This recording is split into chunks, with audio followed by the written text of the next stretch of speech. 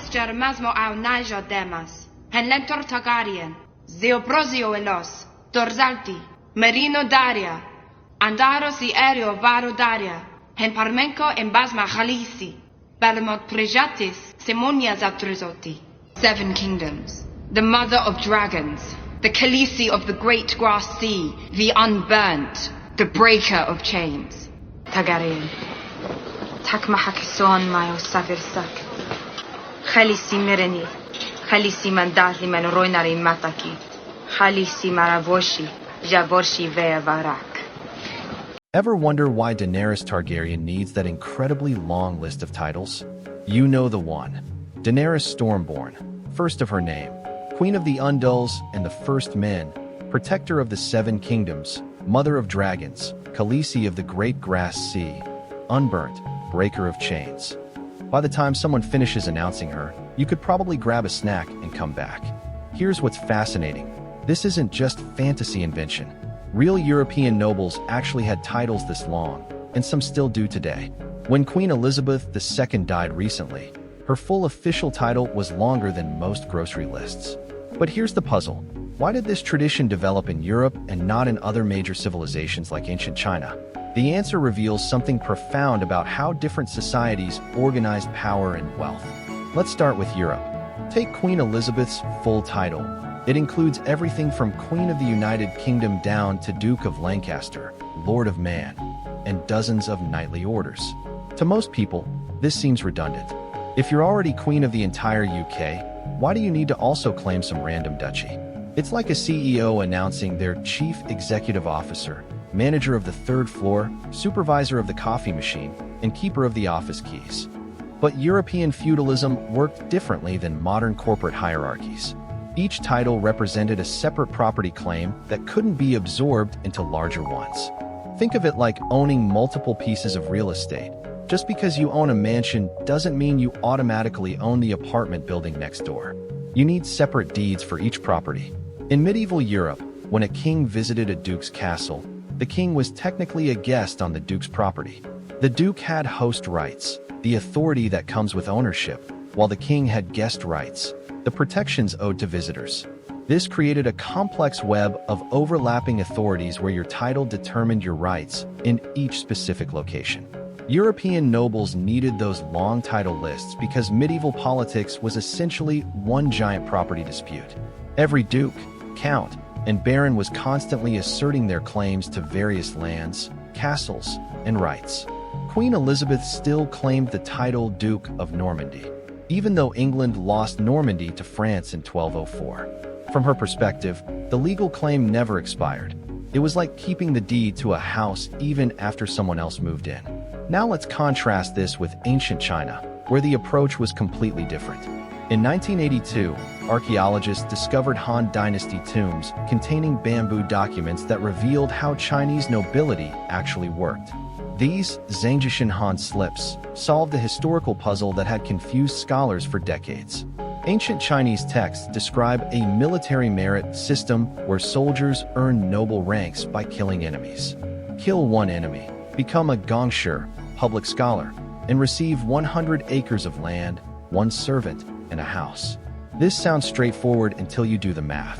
Chinese wars often resulted in hundreds of thousands of casualties. If every enemy kill earned 100 acres, the government would need billions of acres to fulfill these promises, more land than existed in the known world. The bamboo slips revealed the truth. People with noble titles typically owned far less land than their ranks theoretically entitled them to.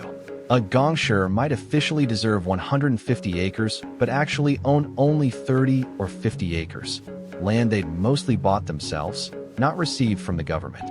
This seems like a scam until you understand the real purpose. The Chinese system wasn't about giving you property for having a title. It was about limiting how much property you could legally own without a title. Imagine if modern governments worked this way. You could earn money however you wanted, but your lifestyle was capped based on your official credentials. Want to own a house bigger than 1,000 square feet? You need at least a bachelor's degree. Want to hire domestic help? Better have a professional certification. Want to drive a luxury car? Show us your government service record. Chinese noble titles worked like wealth permits. The government didn't promise to make you rich, but it would definitely punish you for being too rich without proper authorization. This created a system where accumulating wealth without official status was not just difficult, it was illegal. This explains some otherwise bizarre historical events. During the Han Dynasty, Emperor Wu needed money for wars against nomadic tribes. He implemented a 6% wealth tax on merchants and encouraged people to inform on tax evaders. Anyone caught hiding wealth would lose half their property to the informant and half to the state. The result? Most of the merchant class was financially ruined. But here's the key detail. The court historian recording this didn't express much outrage. To him, merchants accumulating vast wealth without noble titles was already theoretically illegal. The emperor was just enforcing existing principles. From the government's perspective, taking only 6% was generous. Legally, they could have confiscated everything. This system persisted for over 2 millennia. Even in late Imperial China, wealthy merchants typically bought minor government positions called yuan department assistants. This wasn't about prestige, it was legal necessity. Without some official title, being wealthy was technically illegal. The government could confiscate your assets not just easily, but righteously, because you were exceeding your station. This fundamental difference explains why Europe and China developed such different political cultures. Europe's tradition of property rights and contractual relationships eventually evolved into constitutional monarchy and capitalism. China's tradition of state-controlled wealth distribution created a system where economic success required political approval. And it explains why Chinese nobles never developed European-style title stacking. European titles were additive. Each represented additional property you owned. Chinese titles were restrictive. Each represented a maximum level of wealth you could legally possess.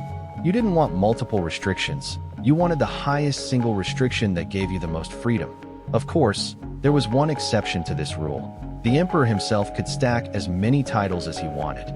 Take this actual imperial title, matching heaven and sharing fortune, following ancient ways and inheriting unity, refined and cultured, respectful and trustworthy, generous and wise, upright and peaceful, embodying benevolence and establishing filial piety, compassionate emperor.